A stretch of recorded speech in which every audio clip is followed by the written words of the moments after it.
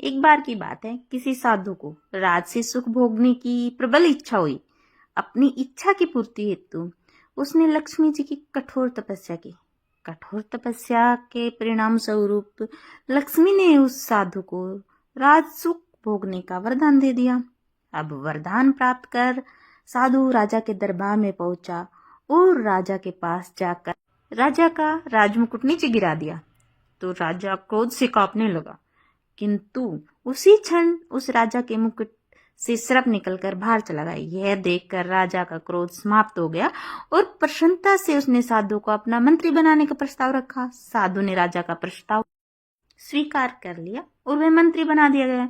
कुछ दिन बाद उस साधु ने राजमहल में जाकर सबको बाहर निकल जाने का आदेश दे दिया, क्योंकि सभी लोग उस साधु के चमत्कार को देख चुके थे। अतः उसके कहने पर सभी लोग राजमहल के बाहर चले गए।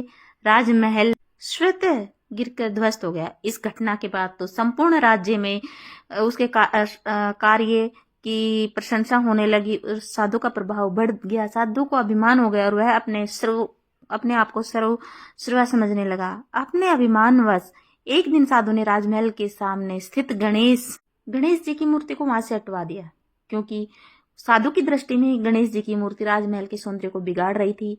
अभिमानवश एक दिन साधु ने राजा से कहा कि उसके कुर्ते में सांप है, वह कुर्ता उतार दे।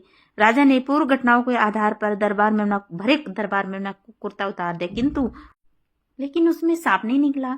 अब राजा को बहुत गुस्सा आया और उसने साधु को मंत्री पद से हटा दिया, उसको जेल में डाल दिया। इस घटना से साधु बहुत दुखी हुआ और उसने पुनः लक्ष्मी का तप किया कि लक्ष्मी ने तो साधु को स्वप्न में बताया कि उसने गणेश जी की मूर्ति हटाकर गणेश को नाराज कर दिया, इसलिए उसकी ये बुद्धि नष्ट हो गई तथा धन एवं लक्ष्मी के लिए बुद्धि आवश्यक है। अतः जब तुम्हारे पास बुद्धि ही नहीं रही तो लक्ष्मी भी चली गई। जब साधु ने स्वप्न में यह बात जानी तो उस अपने किए पर बहुत पश्चाताप हुआ। अपनी गलती का एहसास हो गया और पश्चाताप किया तो अगले दिन राजा ने स्वयं जेल में जाकर साधु को अपनी गलती के लिए क्षमा मांगी और उसे जेल से मुक्त कर दिया और फिर मंत्री बना दिया। मंत्री बनने पर साधु ने गणेश जी की मूर्ति पूर्ववत स्थापित करी, साथ में लक्ष्मी जी की मूर्ति भी स्थापित की और सर्वसाधारण को यह बताया कि सुख पूर्वक रहने के लिए ज्ञान एवं समृद्धि दोनों की जरूरत है, इसलिए लक्ष्मी एवं गणेश दोनों का पूजन एक साथ करना चाहिए। तभी से लक्ष्मी और गणेश दोनों की पूजा एक साथ हो रही है। कहते हैं तभी से लक्ष्मी पूजन के साथ गणेश पूजन की परंपरा आरंभ हो गई। हरे कृष्णा, राधे राधे, जय श्री श्याम सभी को।